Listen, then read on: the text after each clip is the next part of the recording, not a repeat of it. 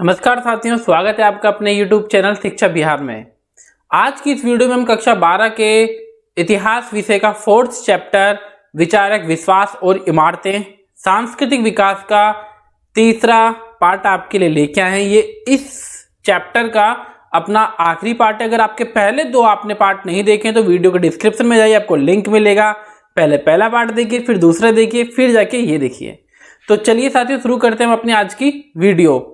तो साथियों, हम अपनी वीडियो शुरू करें उससे पहले हम एक छोटा सा रिकैप ले लेते हैं कि हमने पहले की दो वीडियो में क्या देखा है। तो पहले की दो वीडियो में हमने देखा है कि किस प्रकार से बौद्ध धर्म का और जैन धर्म का उद्भव हुआ था और किस प्रकार से बौद्ध धर्म से जुड़ी एक महत्वपूर्ण पवित्र संरचना स्तूप के बारे में हमने जानकारी हासिल करी थी।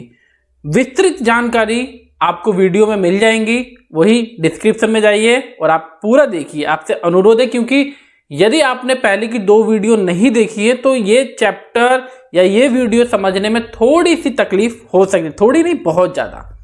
तो अभी का हमारा टॉपिक है स्तूपों की खोज, अमरावती और सांची की नियति। तो साथियों, पहली वीडियो में जो पहला पार्ट था हमने उसमें एक केस स्टडी से हमारा अध्याय शुरू हुआ था सांची स्तूप के बारे में। तो अभी हमारे एक दूसरे स्तूप के बारे में हमें जानकारी हासिल करनी है, वो है अमरावती का स्तूप। 1796 में एक स्थानीय राजा को अमरावती के क्षेत्र के आसपास एक मंदिर बनाना था।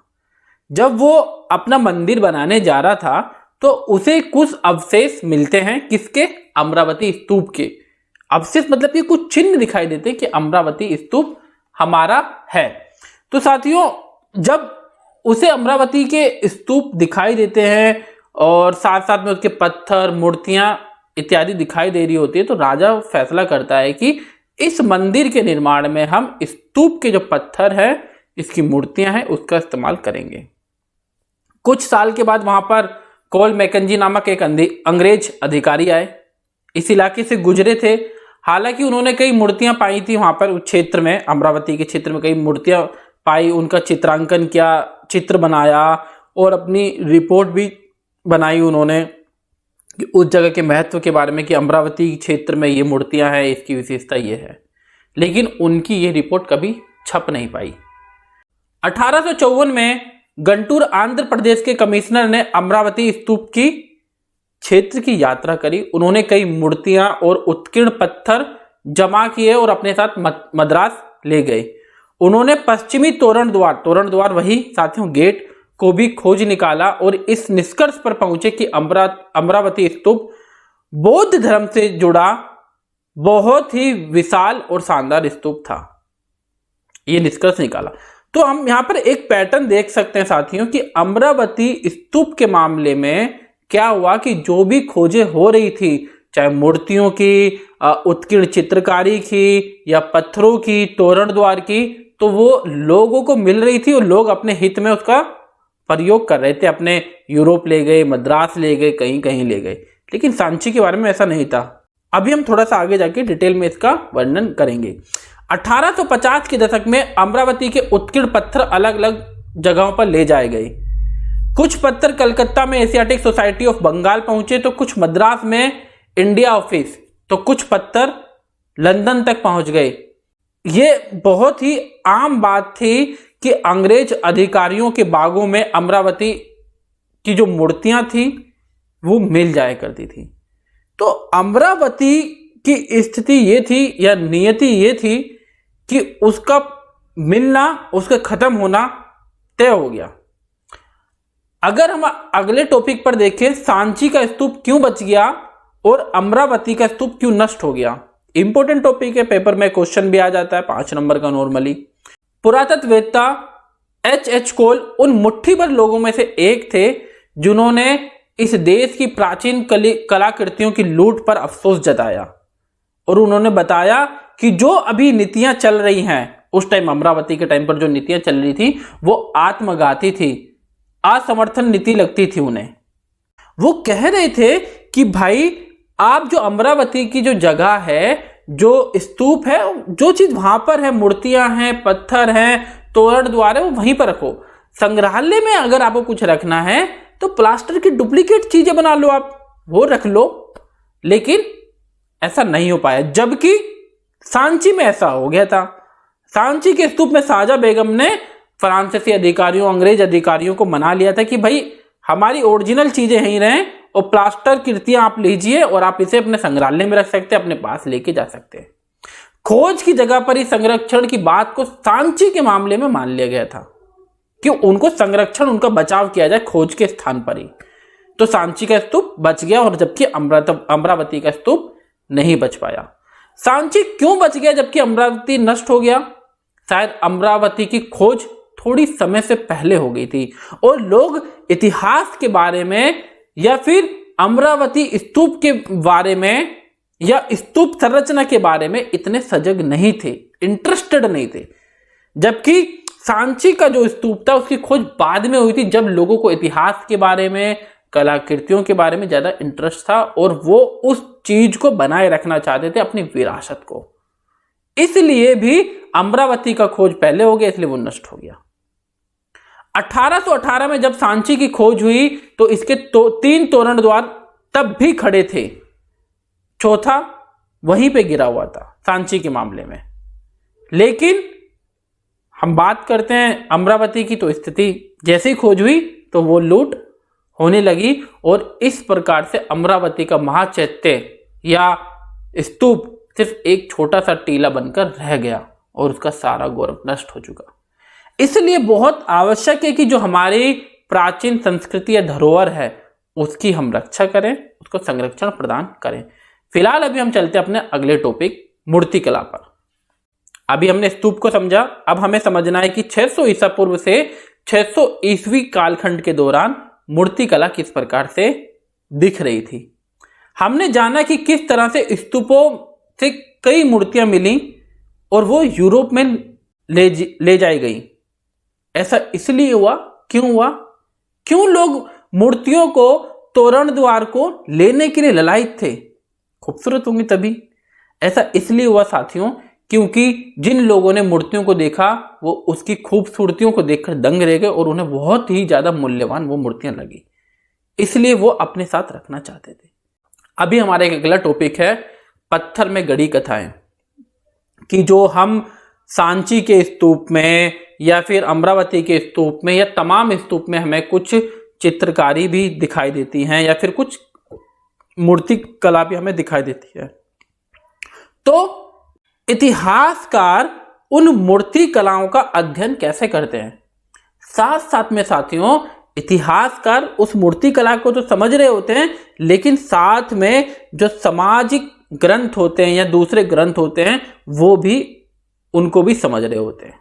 अब आप सोचिए कि मैंने कोई मूवी देखी और मूवी देखने के बाद मैंने कहीं दीवार पे उसका चित्रकारी बना दी, तो चित्रकारों को जो उसका अध्ययन कर रहे हैं जो इतिहासकार, वो मूवी के बारे में परिचित होंगे तो पता लगा पाएंगे कि भाई ये किस मूवी का चित्र है।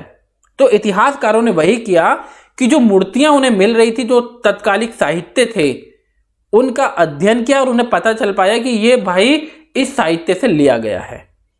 जैसे कि आपको एक चित्र यहां पर ये दिख रहा है, मैं इसे एक बार हाईलाइट भी करता हूं साथियों। ये आपको एक चित्र ये दिख रहा है, तो आपने ऐसे घुमक्कड़ कथावाचकों को देखा होगा या फिर बाइस्कोप को आपने देखा होगा कि वो बाइस्कोप होता था, आप इस तरीके से देखते थे और उसमें कुछ रील के मामले में चित्र चलते रहते थे और हमारी एक पिक्चर आती थी। शायद आपने नहीं भी देखा हो, हमारे टाइम पर तो था। अगर आपने नहीं देखा है तो अपने बड़े भाई बहन, माता पिता से आप पूछ सकते हैं बाइस्कोप के बारे में। तो साथियों पहली बार देखने पर ये जो हमें जो चित्रकारी दिख रही है तो ये नॉर्मली लग रही है कि भाई ये फूस की झोपड़ी है और किसी ग्रामीण क्षेत्र के आसपास का चित्रण लग रहा है। परंतु कला इतिहासकार जिन्होंने सांची की इस मूर्ति कला को गहराई से अध्ययन किया, जो ये कहां पे पाई गई थी? सांची में। कहां पाई गई थी साथियों? सांची में। इसके गहराई से जब अध्ययन किया तो उन्हें पता चला कि ये वैशांतर जातक कथा से लिया गया चित्र है, ये पूरा कंप्लीट चित्र। और ये एक दृश्य वैशांतर जातक कथा का। ये कहानी ऐसे दानी राजकुमार के बारे में है जिसने अपना सब कुछ ब्राह्मण को सौंप दिया और स्वयं पत्नी और बच्चों के साथ जंगल में रहने चला गया। तो यहां पर आप ये इस प्रकार से एक चित्र आप पूरा देख सकते हैं कि किस प्रकार से एक राजकुमार ने अपना सब कुछ त्याग कर अपना जंगल का जीवन यापन स्वीकार किया। फिलहाल अभी हम आगे अपने टॉपिक पर चलते हैं। उपासना के प्रतीक, सेम वही मूर्तिकला के बारे में है। बौद्ध मूर्तिकला को समझने के लिए इतिहासकारों को बुद्ध चरित्र के लेखन के बारे में भी समझ अपनी विकसित करनी पड़ती है, क्योंकि बौद्ध धर्म से जुड़े जो चित्रकारियां हैं, जो मूर्तिकला है, उसको हम तभी जब समझ पाएंगे बेहतर तरीके से यदि हमने और दूसरे ग्रंथों के बारे में अपनी समझ अच्छी बना रखी हो। कैसे? यदि आप इन 3 चित्रों को देखेंगे जो आपकी स्लाइड पर दिखाई दे रहे हैं, तस्वीर ए, तस्वीर बी, तस्वीर सी, मैंने उल्टा लगा दिया है। आप ये 3 चित्रों को देखेंगे, थोड़ा सा आपको लगेगा कि वही अजीब है, लेकिन यदि आप बौद्ध चरित्र लेखन के अनुसार एक वृक्ष के नीचे ध्यान करते हुए बुद्ध को ज्ञान प्राप्ति हुई, मतलब कि बौद्ध चरित्र लेखन जो है उसमें पता चलता है कि एक वृक्ष के नीचे बुद्ध को ज्ञान की प्राप्ति हुई। तो आप देख रहे हैं कि ये जो चित्र है, जो एक पूरा वृक्ष है और खाली स्थान है, ये बुद्ध भगवान का या तथाकथित बुद्ध का एक प्रतीक है और ये है वृक्ष। तो एक तरीके से ये चित्र दिखा रहा है बुद्ध ज्ञान की प्राप्ति को। रिक्त स्थान एक बुद्ध के ध्यान स्थान को दिखा रहा है।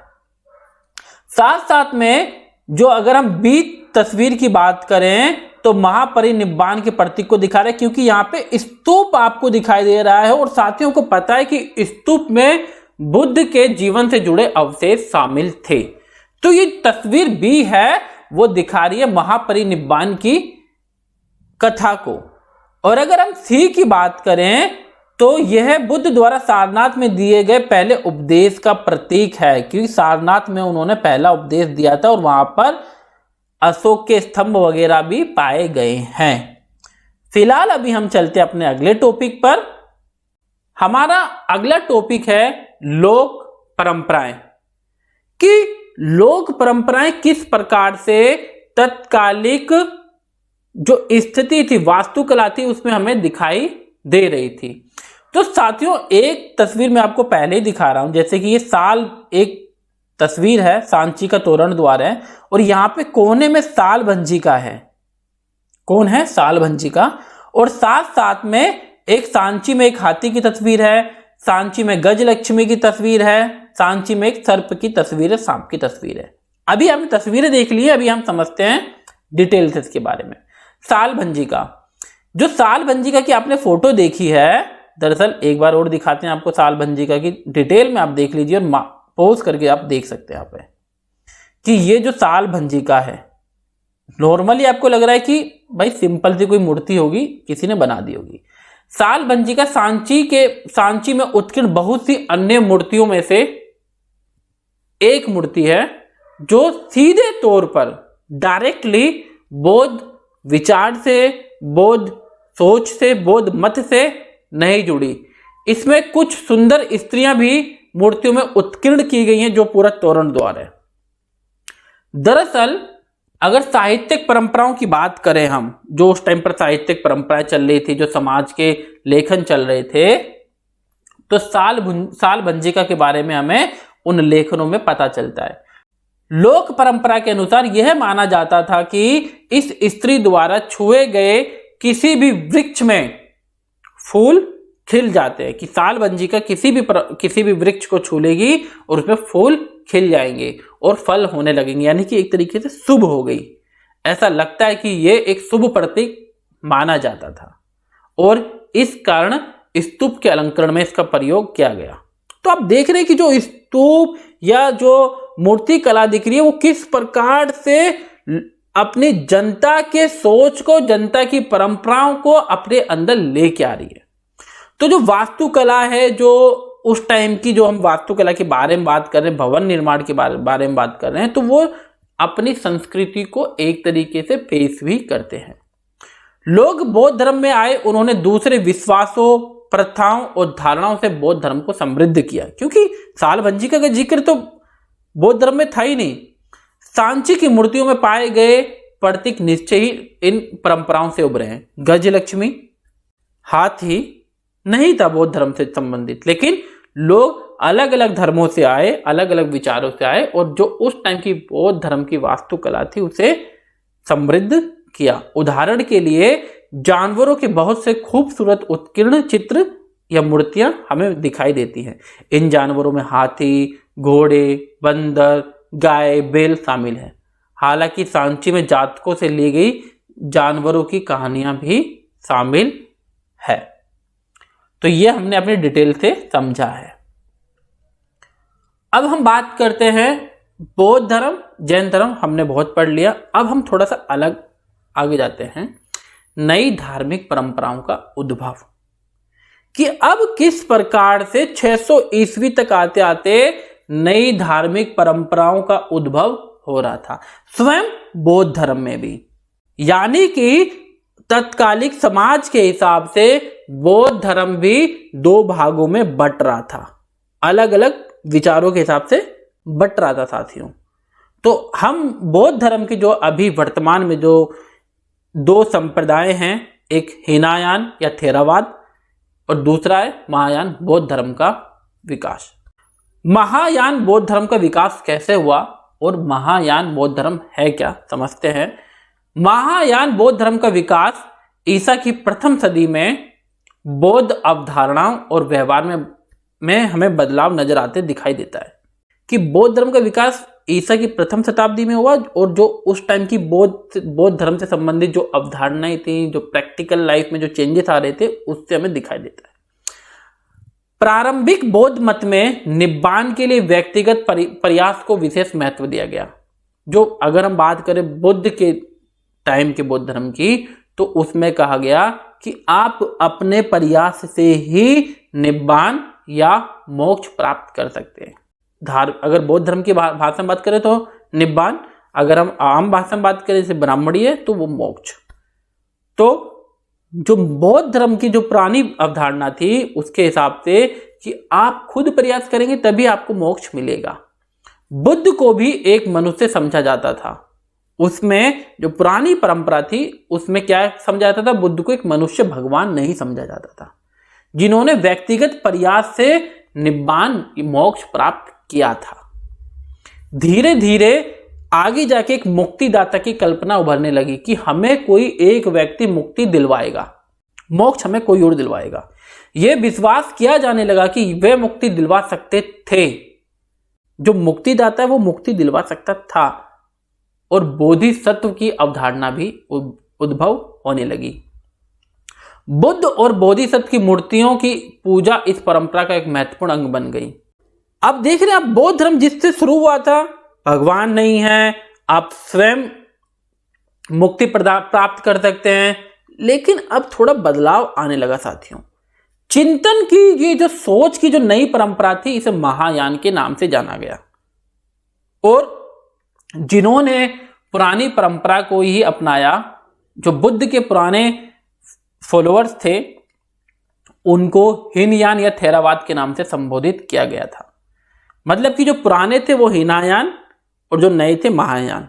अपने अगले टॉपिक पर, पौराणिक हिंदू धर्म का उद्भव, कि जो पहले हम बात कर रहे थे कि इंद्रदेव हैं, अग्निदेव हैं, सोमदेव हैं, तमाम देवी देवताओं की बात कर रहे थे हम, जिनमें ऋग्वेदिक काल में या ऋग्वेद में उनका जिक्र हमें मिलता है। अब सिर्फ मुक्तिदाता की जो कल्पना थी, जो हमें मुक्ति दिलवा सकता है, वो सिर्फ बौद्ध धर्म तक सीमित नहीं रही, वो हिंदू धर्म में भी आ गई। कैसे? नई हिंदू परंपरा का उद्भव हुआ, और जो नई हिंदू परंपरा का उद्भव हम देख रहे हैं, इसमें दो प्रकार के विचारों का उद्भव हुआ, एक वैष्णव और एक शैव। वैष्णव मतलब विष्णु भगवान से जुड़े हुए, और शैव मतलब शिव भगवान से जुड़े हुए। वह हिंदू परंपरा जिसमें विष्णु को सबसे महत्वपूर्ण देवता माना गया है, वैष्णव परंपरा। शैव परंपरा वह हिंदू परंपरा जिसमें शिव भगवान को परमेश्वर या सबसे महत्वपूर्ण देवता माना गया है। और यहीं से एक भक्ति की परंपरा उद्भव होती है, क्योंकि हम बात करें साथियों मुक्ति की। मुक्ति कौन दिलाएगा आपकी? जिसकी आप भक्ति करेंगे। इसके अंतर्गत एक विशेष देवता की पूजा को खास महत्व दिया जाता था। इस प्रकार की आराधना में उपासना और ईश्वर के बीच का रिश्ता प्रेम और समर्पण का रिश्ता माना जाता था, कि जो नई परंपरा आ रही थी, एक ही देवता को हम फॉलो करेंगे, पूरी शिद्दत से फॉलो करेंगे, उसकी उपासना करेंगे, और जो हमारा रिश्ता होगा ईश्वर में और हम में जो रिश्ता होगा वो प्रेम का और समर्पण का रिश्ता होगा कि मैं पूरी तरीके से अपने देवता के सामने खुद को समर्पित करता हूं, और यही कहा जाता है भक्ति। तो ये भक्ति परंपराओं को भी हम थोड़ा सा समझ सकते हैं, जो कि हम आने वाले जो हमारी सेकंड बुक है उसमें डिटेल से पढ़ने वाले हैं, भक्ति परंपराओं का उद्भव। फिलहाल अभी यह है कि जब हम किसी देवी देवता के लिए प्रेम और समर्पण के माध्यम से खुद को समर्पित कर देते हैं, उसे कहते हैं भक्ति परंपरा। फिलहाल अभी हम साथियों आगे चलते हैं, आगे की स्लाइड में हम यहां पर देख सकते हैं कि किस प्रकार से भक्ति परंपरा में भी नए नए मूर्ति कला का, मंदिर का निर्माण हो रहा था। जैसा कि पहला जो मंदिर है कैलाशनाथ मंदिर है एलोरा महाराष्ट्र में। यह जो मंदिर है ये चट्टान को काट के बनाया गया मंदिर है और शिव भगवान के लिए बनाया गया था। महाबलीपुरम में दुर्गा की एक मूर्ति है जिसमें दुर्गा राक्षसों को वध कर रही है, और यहाँ पे विष्णु का वराह अवतार है ये, जिसमें उन्होंने पृथ्वी देवी को बचाते हुए दिखाया गया है। किसको? वराह अवतार। विष्णु ने किससे बचाया? पृथ्वी देवी को। और ये तस्वीर उत्तर प्रदेश के देवगढ़ मंदिर की है, और साथ साथ में शेषनाग पर आराम करते हुए देवगढ़ उत्तर प्रदेश में एक मंदिर है, विष्णु को दिखाया गया है शेषनाग पर आराम करते हुए। तो साथियों हमने इस प्रकार से पूरे अध्याय में देखा कि किस प्रकार से 600 ईसा पूर्व से 600 ईस्वी के दौरान विचारकों में, विश्वास में और इमारतों में परिवर्तन आ रहा था, जिससे कि हमारा सांस्कृतिक विकास हो रहा था। फिलहाल के लिए इतना ही है साथियों, ये हमारा पूरा चैप्टर था जो हमने एनसीईआरटी के अकॉर्डिंग पढ़ा है, समझा है। फिर भी कुछ डाउट रहते हैं साथियों आपके, तो आप कमेंट सेक्शन में जाके डाउट पूछ सकते हैं। आपको हमारे टेलीग्राम चैनल की लिंक भी आपको डिस्क्रिप्शन में मिल जाएगी, वहां पर भी आप जाके ज्वाइन कर सकते हैं और डायरेक्ट सवाल आप हमसे कर सकते हैं। जो ये पीपीटी की स्लाइड है आपको, ये आपको नोट्स के रूप में, पीडीएफ के रूप में टेलीग्राम चैनल में ही आपको मिल जाएगी। फिलहाल आपका सहयोग अपेक्षित है। अपने दोस्तों के साथ शेयर करिए, स्कूल के व्हाट्सएप ग्रुप में शेयर करिए। धन्यवाद।